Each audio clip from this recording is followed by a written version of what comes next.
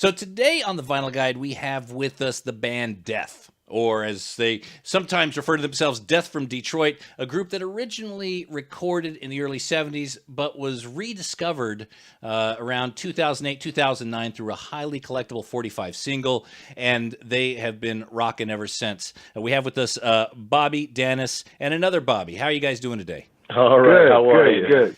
Cool. Rock and roll. How you doing? Unbelievable, man. I hope you guys are doing well, too. So before we get into the history, talk to us a little bit about what you guys are preparing to do. Well, we're getting ready to go in a few hours. We're getting ready to board a plane and take off to Palm Springs. We'll be playing the Coachella Festival, and we're very excited about that. We're on the heels of promoting a brand new 45 single that we have just released called Ceasefire.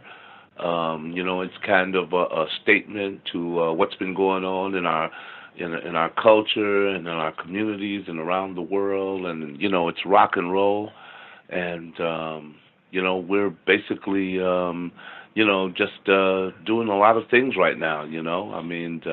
We're getting ready to go to Brazil next week, and after we play Coachella, to do a couple of special festivals. And we've got a lot of great new music coming out this year. We're really excited about 2017 for the band Death. That sounds like an incredible kickoff to the year, and it must be a bit of a mind spin for you guys. All of this stuff happening, just so unexpectedly. Just a few short years ago, music was a very part-time thing, and now all of a sudden you're playing Coachella, which is several 100,000 people before a world tour. Where are you at mentally with these things? Well, mentally, we're like on cloud 11 because, ever since, like you said, the band got rediscovered in 2009. And ever since then, it's been just a steady ride, that's taken us around the world. It's taken us to numbers of places we never thought we'd be. That's, it's right now, our minds are still blown, so. Yeah, it is such an incredible story. And what I want to do is encourage the listeners who haven't seen the movie A Band Called Death to check it out. And I won't go through all the details here, but you guys started out as there were four brothers in Detroit. Three of you formed a band. Your parents were able to find the dough to get you guys some instruments. You guys formed a band, and then you started recording music with a company that you found in Detroit, essentially an album's worth of music. There were talk of record deals and that sort of thing, but your brother David, who is no longer with us here, he seemed to be the, I guess, creative force, or the person who was really the visionary of the band. Would you agree with that? Yes. Yes, David was the oldest. He was the oldest between all of us, and yes, he was the visionary of the band. It was funny. Really, rock and roll. People used to ask me, even back in Detroit. Me being the youngest of the three, used to ask me, says, "How did you guys discover rock and roll?" I says, "Well, rock and roll came through the doorway of my brother Dennis, and was crafted by my brother David, because it was Dennis who first saw this Alice Cooper concert in, I believe it was 1973. And, at the time, we was a band called Rock Fire Funk Express. We wasn't even Death yet. And I let Dennis could tell you a little bit about that, because, it's just such a wild thing, Well,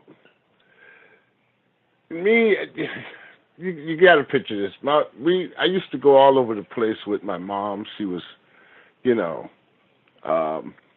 used to get invited to the Motown places, and and one day we was on our way there, and the first time I ever encountered rock and roll is when I was going through the Cobo Arena to go somewhere else. But what was going on was the Alice Cooper concert. And I kept walking slower and slower because the music just kept grabbing and grabbing and grabbing at me. And I stood there and watched, and my mom went on, and I just got my mind blown that night because these guys were playing the music the way I wanted to play the music.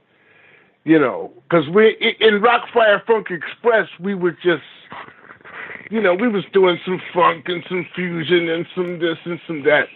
But when I saw Alice,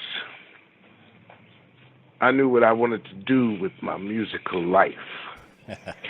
And your mom was there at the Alice Cooper concert. What was her reaction? Well, she thought Alice had a few problems because it was his $1 billion Babies tour, so he had the boa constrictor, and, you know, the guys was just playing with such reckless abandon, and the music sounded so good. And, it was just magic that night. And when I went home and told Dave and Bob, they was like, "Oh man, get out of here." Yeah, we kind of kicked him out of the room, man. Well, keep in mind, we was Rockfire Funk Express at the time. I mean, we was wearing the big fros, and we had the peace and love chain, and the black light zodiac posters, and I mean, we were like, it wasn't time for rock and roll just yet. You know what I mean? Just a little bit of rock and roll, but what happened after that is that, the Who came to town, man, and we got, it was funny because what we did, we were always buying records, and it's great that you guys are vinyl because this is another note. I mean, we was just always buying records. We would buy rock and roll records every week, and at that time, it just seemed like there was so much great stuff coming out, and when we saw that double album with that kid on that motorcycle with his back to the photo, it was just striking, man, that this was the new Who album. And back in the day, that was when the record, when a new record came out, you knew it was because you go into the record shop and it would just be a whole rack of the same record. You know what I mean? Yeah. So when I walked into La Greens at Detroit and saw the whole rack was Quadrophenia, and I had been hearing Love Rain on Me, and we really liked it on the radio. So, instantly we brought it, man. And when I brought that thing home into our little sanctuary, man, David he literally dissected that album. He played that album. And, of course, when the Who came to town, and then there was Pete Townsend with his Quadrophenia.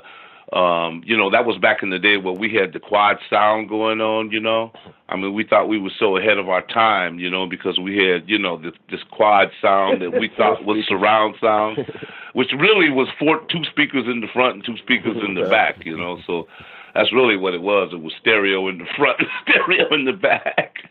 But anyway, Pete Townsend rigged up the Cobo Arena with all these special speakers to create that quad sound. And, of course, we had to be there, man. And after we saw that concert, that kind of changed David about the course that the band should take. And we just immersed ourselves in rock and roll, man. Literally immersed ourselves. We were buying everything vinyl, man. We were buying Johnny Winter. We were buying Cream. We were buying the Who, a lot of Who records, man. We picked up on every Who record that we could pick up on. We went back into the catalog, and we was doing Alice Cooper. We bought a lot of Grand Funk Railroad. Vinyl was just, we were just buying vinyl on a weekly basis. And we wasn't just buying rock and roll, we were tuning in to the Isley Brothers too, and we was tuning in to Earth, Wind and Fire and Sly and the Family Stone, and of course, man, Graham Central Station, those cats were like, they were killing it too. And if James Brown wasn't in your collection, then you wasn't even buying vinyl. Yeah, man.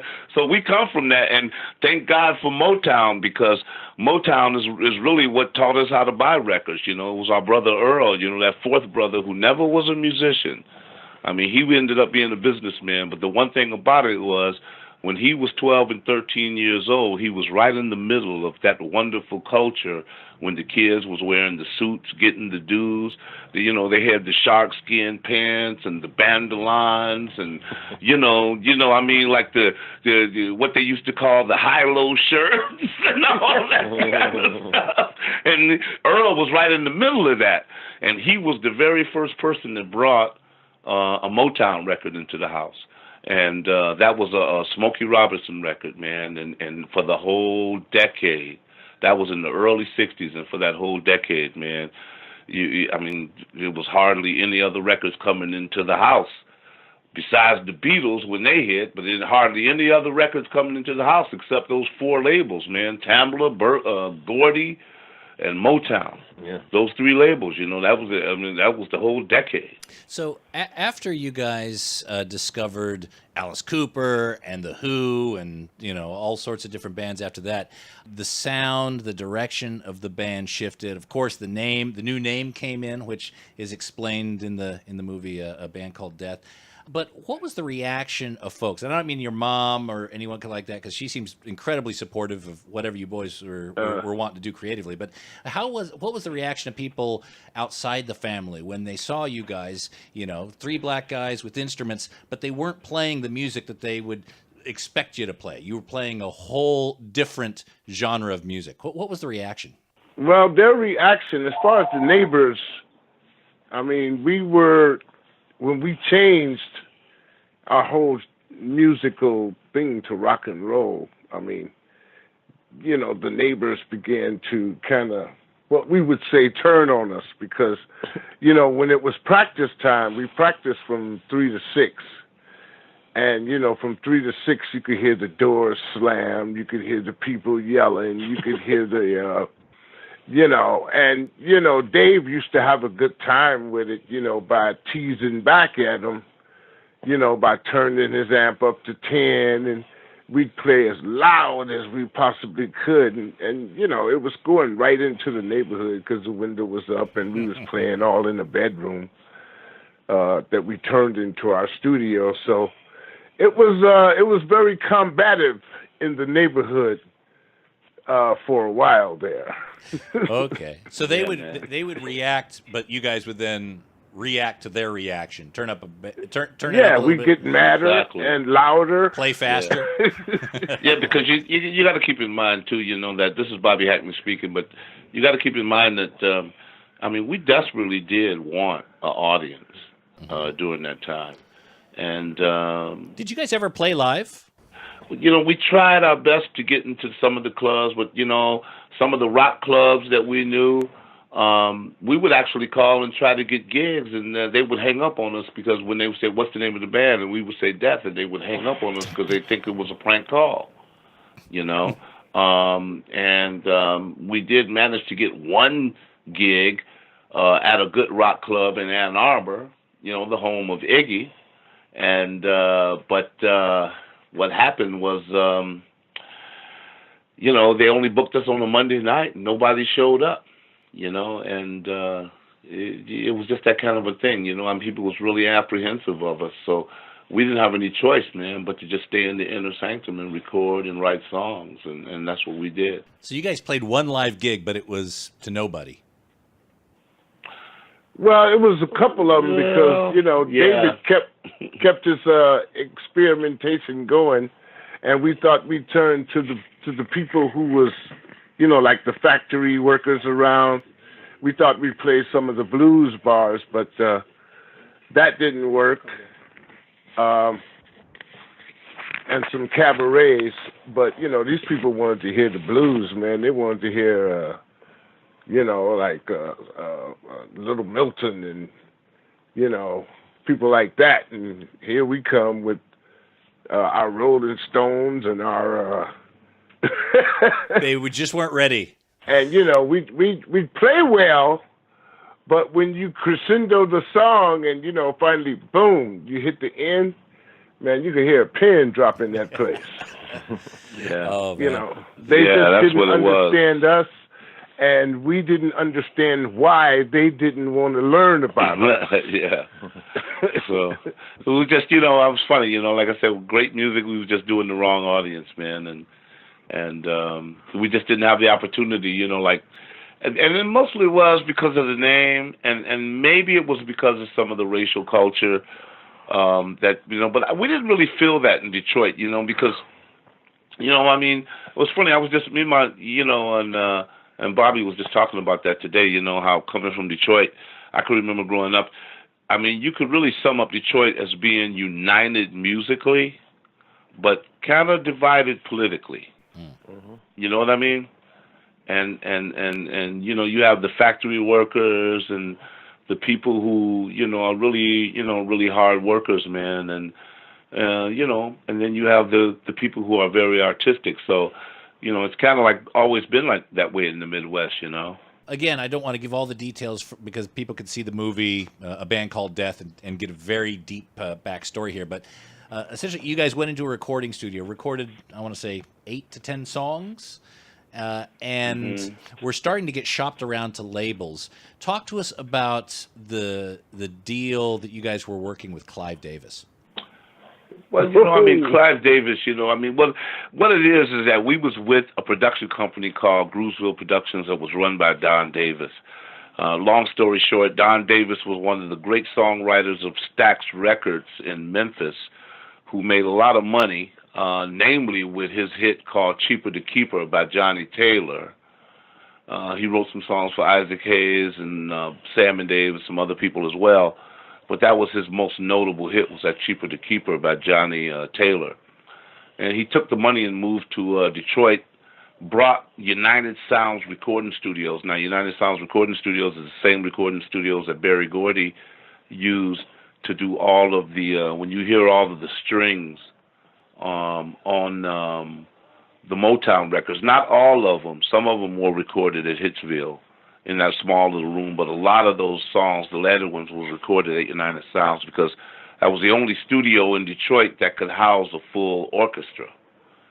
And, so Don Davis moved to town in 1969, and everybody thought that Berry Gordy would buy United Sounds, but it ended up being Don Davis's studio. He brought it. And then he set up another office across town called Groovesville Productions. And he handled Johnny Taylor. He handled the dramatics. He had Isaac Hayes. Isaac Hayes recorded Hot Buttered Soul there. Of course, Groovesville was very connected with George Clinton and the Funkadelics. So, that's one of the reasons why it was interesting when David threw that dart and it hit at Groovesville. We were kind of glad because we knew that Groovesville was associated with the Funkadelics. And at the time, George Clinton was kind of the closest thing to a rock band, in the black community that you could get. So we knew that if they liked George Clinton's antics, maybe they might they might appreciate that. And sure enough, Brian Spears, the guy who was second in command, actually, he did reference that, man. He said, you guys come in and just play music, man. I've seen George come in and do some stuff, man. Yeah, you guys weren't ready for the diapers or anything like that. That's good.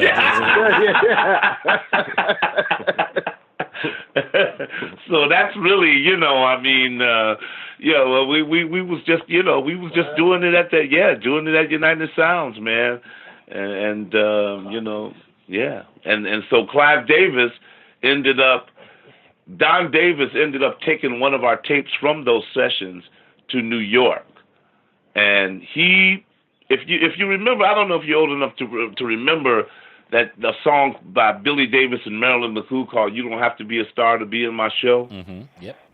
Okay. Well, anyway, that won a Grammy Award. Well, that was the real business that Don Davis had with Clive Davis because that song came out on Arista Records.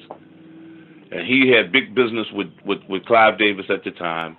And Clive Davis happened to hear Politicians in My Eyes and was really, really interested in giving us a deal. But when Don Davis told him the name of our band, he told Don Davis he didn't like the name, and he might be interested in giving us a deal on the song if we should willing to change our name. And if you've seen the movies, I don't have to tell you what David said. So you guys stuck to your guns and passed up what could have been a record deal at that time. Who knows what would have happened, but you didn't want to start compromising. I think the quote that was used in the band: if we change our name, then they'll keep asking for us to change everything. That's what David said. He said if you change your name, you end up have to change your music. You're gonna have to change your style. Every time they ask you to change something, you're gonna have to change it because, we was always a firm believer in the way things begin is the way they're gonna be throughout and the way they're gonna end up. Mm-hmm. 6 months later, you could have ended up on stage in a diaper, and you wouldn't have no idea how that worked. That's true. Nah, we wasn't really into the diaper, But now when you look at the Who and you look at what Bowie was doing, we was heavily into that. Yeah. Now anybody that had some style, man, we was into it. So you take these tapes, you press up a 45, which is Politicians in My Eyes on one side and Keep on Knocking on the other. Did you know Politicians in My Eyes was kind of the most marketable track, or what was the thinking around why those songs were picked? Man, you know what? It's funny because, we just released a new 45 called Ceasefire. Mm-hmm. The thing about it is that it kind of addresses what's going on in our culture and in our country and everything. And Bobby presented this song to us, and we really got strongly behind it. And it reminded me of kind of how when we were inspired to do Politicians in My Eyes, because at that particular time, I was doing the 70s, man. I mean, we was thinking about, young people today are all sketched out about Donald Trump and this and that and the other. But, look, we had a dude in the White House that if you were 16 or 17, I mean, the sheer terror was struck into your life because you thought you was any moment you can get a letter in the mail saying you're drafted, man, and you're going off to Vietnam. And like all of us, man, we saw the image, man. It was very poignant, should I say, that we met the gentleman in L.A. who took that picture of that kid, that little Vietnam kid who was running from that explosion, and he took some pictures of death, man. Yeah. And we were crying tears, man, as this guy was taking pictures of us, man. I mean, thinking about those times, And so, I mean, that's the one thing where Politicians in My Eyes, I mean, we don't need to protest. We don't need to. I mean, we've been from a long time, I mean, it's almost like the world of politics is caught up to our song. People think that our song is old. Our song, it's like the world of politics is caught up to our song. I mean, you just recite the lyrics to our song and look at what's going on in politics right now, and it's just a wonderful thing, man. Where rock and roll and musicians in rock and roll have always been on the scene, man, to tell the truth, man, from the beginning, and that's why rock and roll will never die. Well, I think I think you raise a really good point, because to me that's kind of the landmark of a good song, or even good art, is that it's timeless, and it doesn't matter when it was made or what generation is using or consuming it. It means, it relates to the times that you're in. And another way to put it is like the Who. Meet the new boss, same as the old boss. Same as the old boss. Yeah. The old boss. Exactly. Yes, man. So, yes, man. and people 100 years from now, they're going to listen to Politicians in My Eyes. I'd like to think that maybe humanity gets a little bit smarter between now and then, but quite frankly, it's probably the message is probably still going to resonate. Well, we'll keep on saying that message, man. I mean, like even in our new song, Ceasefire, the lyric says, we got to cease fire, we got to reach higher. And that's what it's all about to us, man. I mean, rock and roll has always been there, not only to entertain, but to uplift people, man, but sometimes to reflect the message and to say what our leaders won't say. We come from the era of Nixon and McGovern and all those guys, and even back in the Vietnam War, I mean, even war then was a little, we hate to say this, but even war then seemed a little more civilized, because at least the leaders would say ceasefire, and it would give you some kind of a even false sense of, okay, there's going to be something that calms down things a little bit. Mm-hmm. But today's leader, man, nobody wants to see fire, man. It's like the artists, the people in the media, you, I, all those who have a voice with any multiple groups of people, we're the ones that have to say it. Mm-hmm. Yeah, basically, this is Bobby Duncan speaking, like, in regards to politics. Bobby Duncan. Eyes, it's, hey, how you doing? I love saying the name. Bobby Duncan. All right, man. I'm just listening. But, yeah, basically, it's like we come from the era. I'm glad you mentioned, songs that transcend time, because that's basically where we're at, We come from an era where songs, we always try to say something. We come from an era where songs are always about saying something. We can write a groove, you can write catchy lines and stuff like that, but where we come from and how we look at songs from yesterday and to today and hopefully till tomorrow and everything, we will always approach our songwriting style in that way. Whether we're writing a dance song or something that everybody might feel as though it's significant, we try to say something that, that will, again, like you said, transcend time, because that's what everybody wants to do in the sense of a songwriter. I mean, come on. Look at Irving Berlin, God Bless America, bam. I mean, everybody wants to write one of those kind of songs, saying that transcends time, and we were just fortunate enough to come up with A Politician in My Eyes and A Ceasefire and all the other songs in our catalog. It's we've been blessed, in that way, and the vinyl thing is just like, it's just like the icing on the cake for us, because that's where we come from. I mean, the digital world is fine, but, as you know, vinyl is where it's at. I mean, I remember as we were kids, man, we go to the record store and the first thing we do is read the liner notes, on the albums. That's where it's at. And that's basically, to be honest with you, that's how I learned to read as a child. I read my father's albums, the liner notes and everything. So by the time I got to school, I think I knew every producer and writer of the era. I didn't know who they were, but I knew these names. Yeah, and I definitely knew the music and the melody and what stuck, and that's what we try to do, and we're glad that people's ears are still open to it, And when you look at history, man, think about it going back to the 60s, the 70s, any time period. There's always been a song that people have had to hold them together. Music has been what's actually held society together. Even through World War One, through World War One, World War Two, is always you had some kind of songs that brought people home. You know what I'm saying? The Cliffs of Dover, those songs. All those songs that gave people hope and a vision, and like there's going to be a tomorrow. And so, like Ceasefire, like just Bob Dance and David wrote Politicians in My Eyes and everything. They really, they were talking about what was going on in their lives at the time and with the world, but they weren't trying to. Write something that they thought was going to stick, but it's just like when you write from your heart and what's coming out, it sticks. That's what I can say. Like with Ceasefire, I wrote that song 2.5, 3 years ago, and for some reason, everything is coming to fruition as far as the lyrics are concerned in the song, and it's uncanny. And David seemed to be the type of guy, he was spiritually connected, and that's, he seems, again, the visionary of the band. Now, when you guys were taking the tapes and selecting the songs for the 45, what was the conversation like about, hey, we didn't get the record deal, let's try it ourselves? How was that discussed between the brothers? Oh man, wow! It's funny you should say that about David, because we have a wealth. We have a wealth of catalog of David's music and some experimental projects that's definitely going to be coming out in the future, and there's going to be some more David music coming out. And he'll always be a good influence in us in the sound of death. How it was back then, it was just we just a job we thought we had to take on ourselves. Yeah, exactly.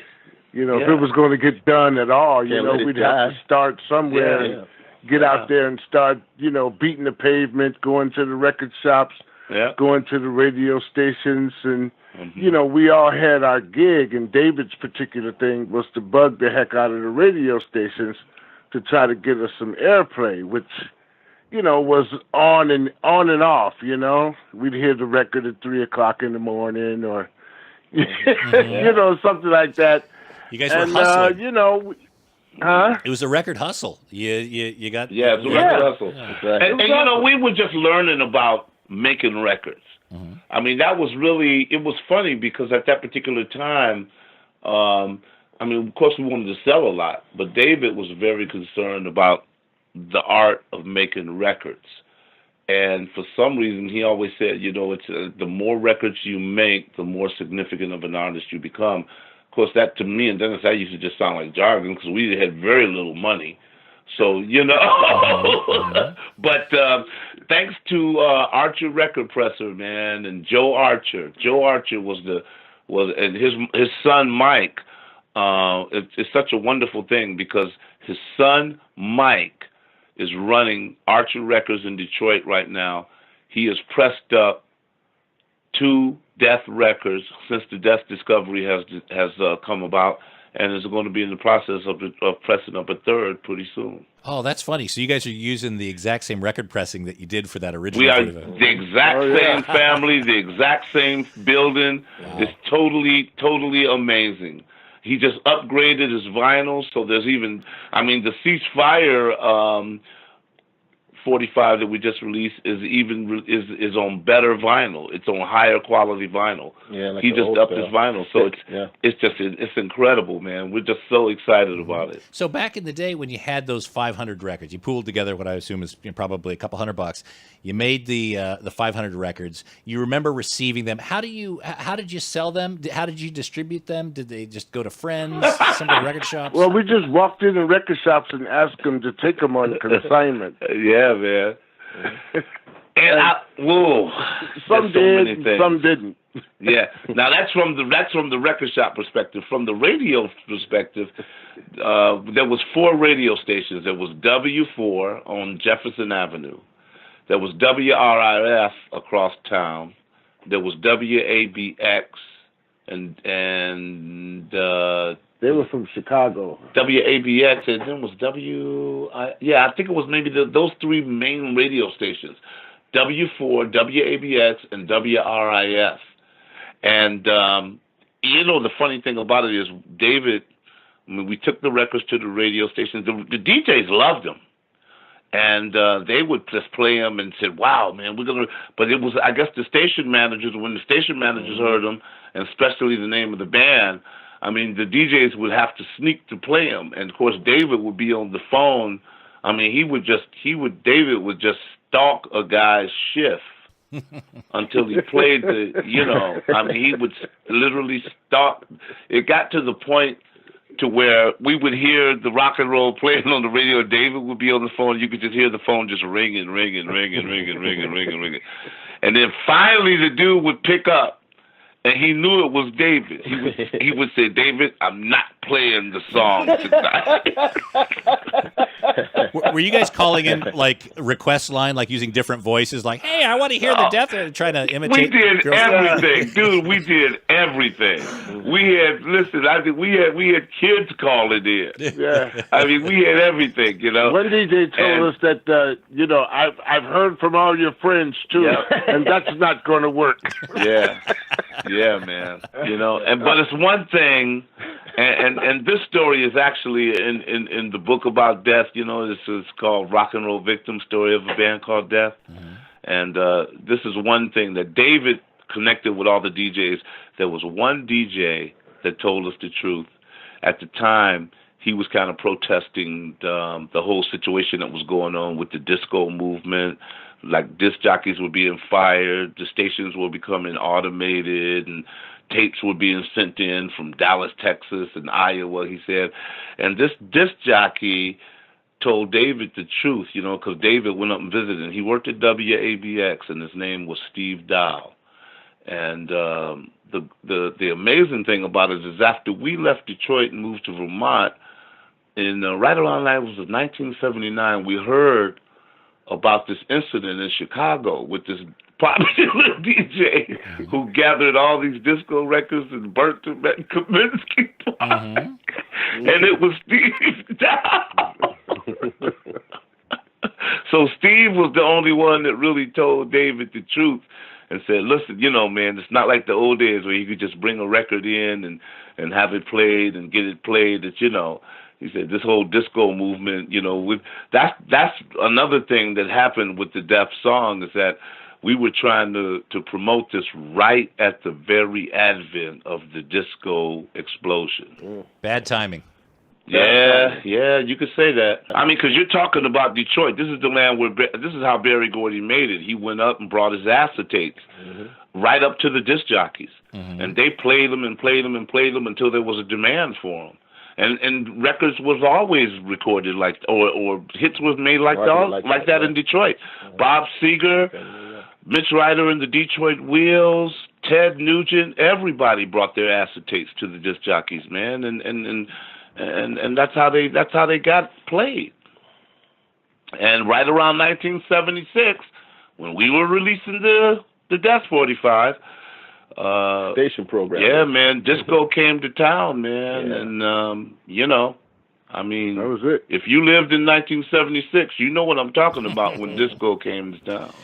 So you guys did the 500 records. There seems to have been a second pressing after you guys moved to the Northeast, possibly a 45 with Where Do We Go From Here? Because I believe at least a handful of those were found. Can you talk? No, man, I'm sorry to say that, man, but that's somebody fabricated that.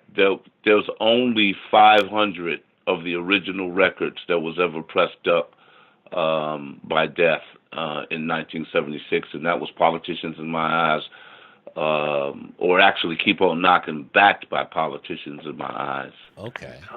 Yeah. So the other one's a fake or a counterfeit. Now, you guys didn't stop making music after Death. You moved to the Northeast, you formed the band The Fourth Movement, and you released a few records, again, on Triangle Records. So the same sort of thinking behind, let's record our music, let's get it out there. Was that the same sort of conversation you had as with the Death single? Oh, definitely. I mean, it's always been that way, I mean, we really love making records, and we love writing songs and making records, and just kind of, it's always just been in our family. It's always been in our blood between us three, and we're just continuing on the legacy, man. I mean, we enjoy it, and it's very sacred to us, the fans. I mean, it took us 40 years to meet the fans' appreciation for the Death music. So we're really excited about all this music that we have to share with them, and so on a yearly basis, we hope that we're going to be able to give them something new.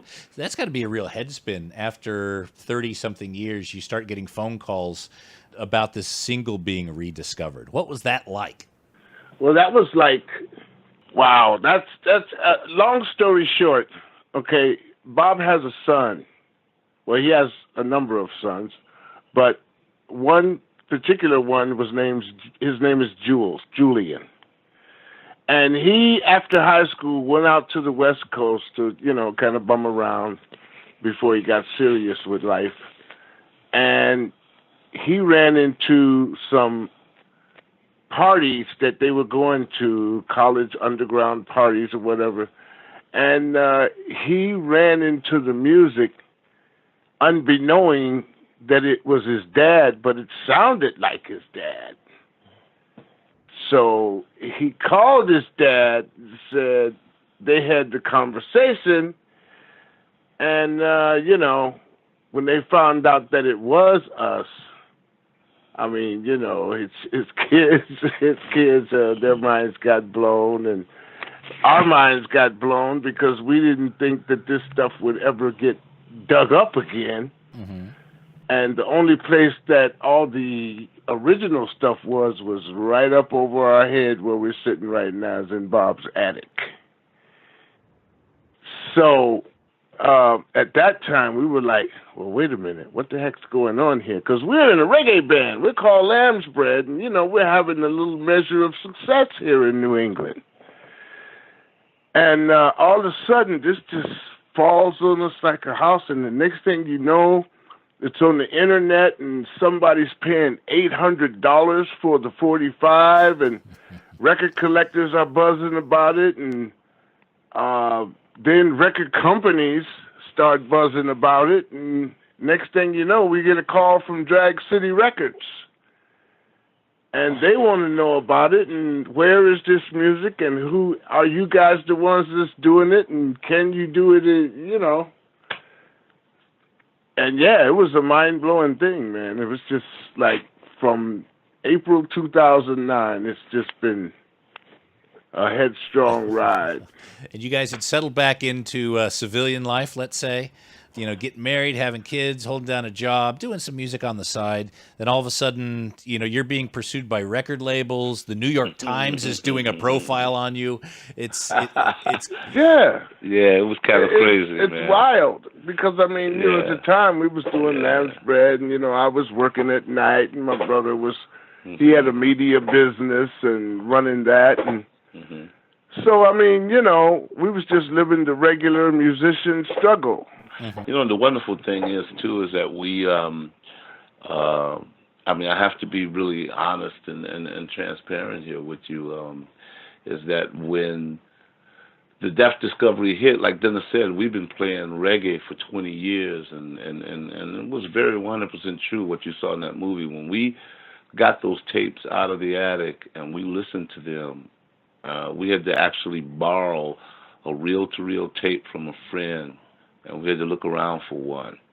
And when we finally got one, and when we listened to those tapes, we literally discovered the magic and the fun of rock and roll, just like everybody else who listens to that record for the first time. So, it was exactly like that. We had rediscovered rock and roll with it, with the fans. It sounds like it was a rediscovery for you too. Maybe the music. Maybe you guys finally caught up to the music. Yeah, well, in a way it was. Because, before Bob took those tapes out of the attic, we had not played that music in over 30 years. It was just up there. We, because, Death had went through such a bad time with the record companies trying to get contracts and this and that. And it's like Bobby always said, look, we've been playing, how many, all the time? Oh, yeah, that's the beauty of it, though. That's the thing about it. When it did hit, when everything came out, this is Bobby Duncan speaking. Bobby Duncan. Well, first of all, when it hit, yeah, it's me again. There we go. When it came about, I'm going to say that after this call, by the way. I'll walk around the house. Bobby Duncan. Anyway, when it came about, as you probably know, I have been, I was a transplant, actually. I came from New York, and I was a session guy in New York for many, many years. And I came up here, and I was playing with Bob and Dennis, doing the Lansbury thing. And we were, successful. We were doing television spots and things to that effect. And, local television spots, Boston, around here, Kavanaugh. Really doing good, Then we rehearse religiously. That's the school we're from. We don't rehearse when we feel like it. We rehearse religiously, numerous times a week. And we still do to this day. And I came to rehearsal one night, plugging in, warming up the amp and all, and Bob came down and he had a different look on his face, like, hey, what's the matter, man? He looked kind of like worried and upset. So I was like, well, what's the matter, dude? Because, well, I got this thing's happened, Now, unbeknownst to me, these guys were playing rock and roll. We've been playing together for like about 3 or 4 years, and never.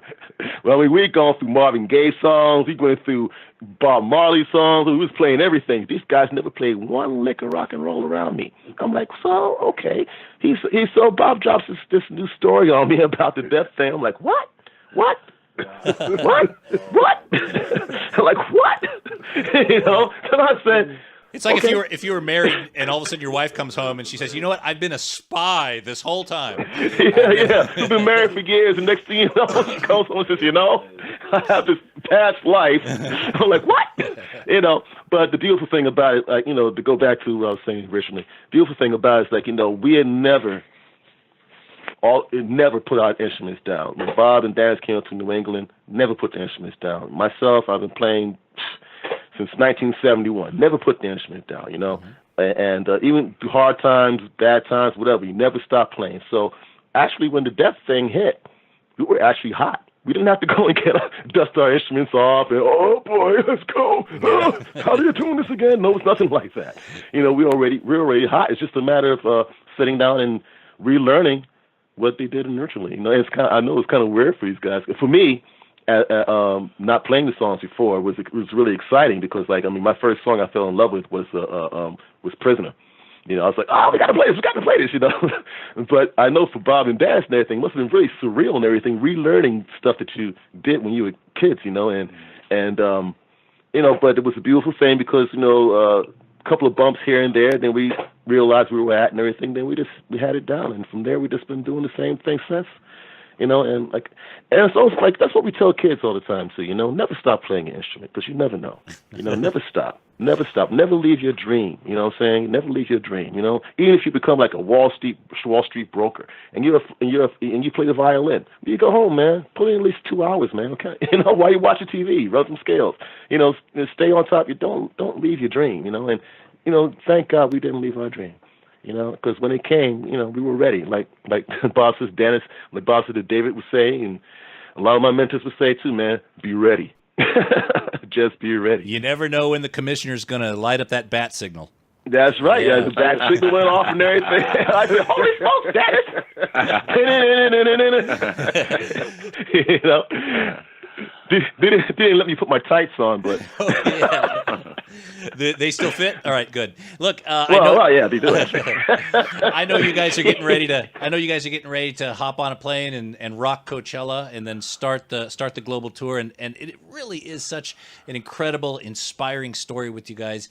Let me just encourage everyone who hasn't seen it, check out the movie A Band Called Death. You could learn more about it from the Death website, deathfromdetroit.com. I'm going to be playing the song Ceasefire after this interview here on the episode, so y'all can hear what Death has been up to lately, and make sure to check them out on their tour when they come around. Again, check out the movie. You guys are still touring with the big stand-up pictures of David on stage, yeah? Absolutely. Absolutely. Well, you know, I mean, every once in a while they come out, you know, you have to be really inspired, you know, and yeah, you know, I mean, we kind of go out in a lot of different configurations, but we always try to bring a piece of David with us every time. That is very touching. You know, maybe if I can give you guys the idea, maybe a David hologram at one of these events. That's an idea. That might be a little too scary. Yeah. That's an idea. Yeah, I know. I don't want to see my brother. I look for a drummer, man, and it's just be an empty seat, you know? He'd be the ran off the stage. Well, if not a David hologram, how about an Earl hologram? That would be... That'd be cool, man. All right, guys, a band called Death, deathfromdetroit.com. Bobby Hackney, Dennis Hackney, and Bobby Duncan. You guys, Godspeed to you. All right. Thank you. Hey, it was great. Keep on buying that vinyl out there, man. We are so glad that vinyl has made such a wonderful comeback in the last few years, and we are so glad that Death has kind of met the road of that. We're just excited. Great. Thanks, guys. All right. Thank you.